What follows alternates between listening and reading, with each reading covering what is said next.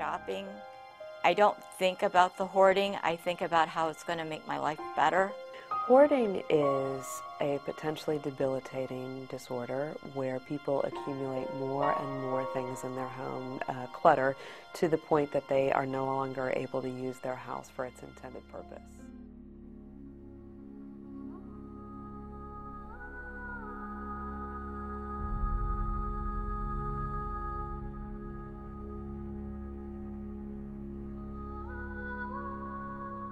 You can't get through there without knocking something off. And she I would do have. it every day. It's your stuff. I know it's my stuff. Okay.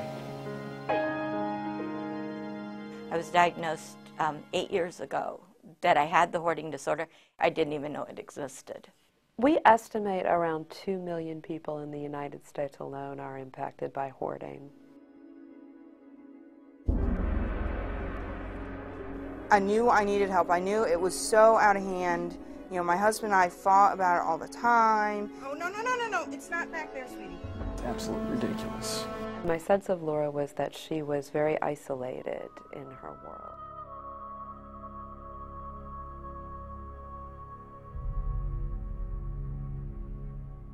My name is Carolyn. I'm 61, and I'm an animal lover.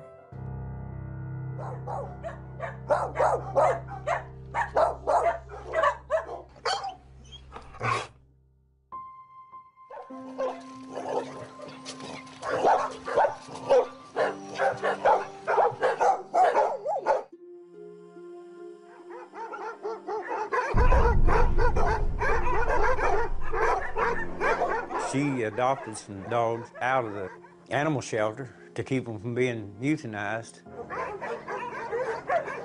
And I thought, you know, it was something that was going to stay small, so I kind of supported her in it. She decided to start being militant. Hi, babies! She started driving around town and checking on people's animals in their backyards, making sure they had food and water and shelter, and they weren't chained up outside for an amount of time. It just started, well, nobody was good enough to take care of these dogs but her. I would go into a person's yard and take a dog. I would literally steal that dog.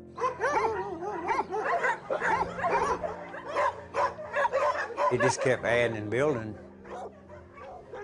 Next thing you know, here we are, 80 dogs. Nobody loves my dogs like me.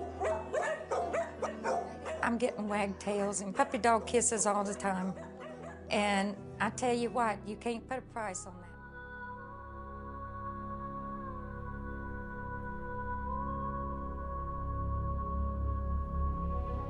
Family has convinced their mom that she has to get rid of some of her animals. They think she may have had as many as 40 or 50. Right now, there are 10 dogs in a crate. They say this isn't the first time that their mom has hoarded animals, but they're convinced that it will be the last. Renee, who asked that we not use her last name, doesn't hold back. It's very trashy. Things are, it's just trashy. It's just trashy. She's unclean. This is her mother's home. This is the backyard, and these are the animals in the middle of it all. The saddest part for me is that my mom chooses these dogs over us. This isn't the first time Renee's mom has been forced to give up her dogs.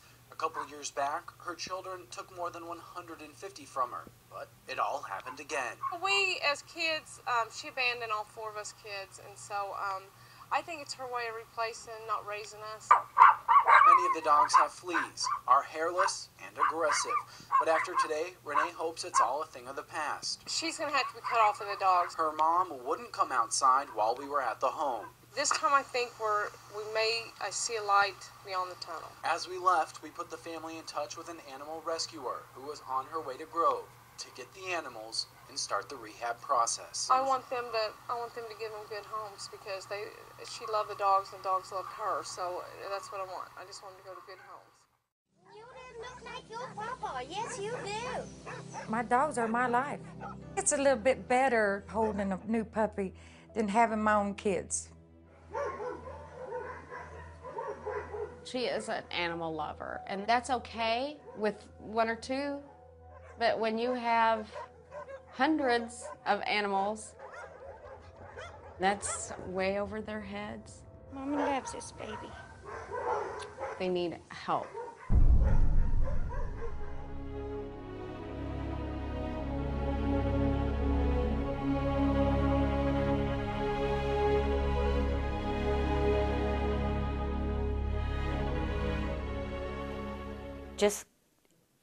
Just having people I could talk to that understood me. It's the first time anybody understood. Are you gonna help me? Yes. You promise? I promise. We'll get through this.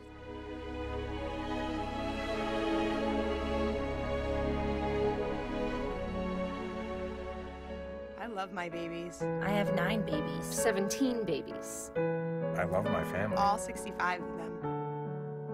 I drive around at night and pick them up off the street. I'll never stop. God put me here to care for them. Sometimes people just give them to me. If you're squeamish, you shouldn't come over my house. Don't come over my house. I am trapped by my love.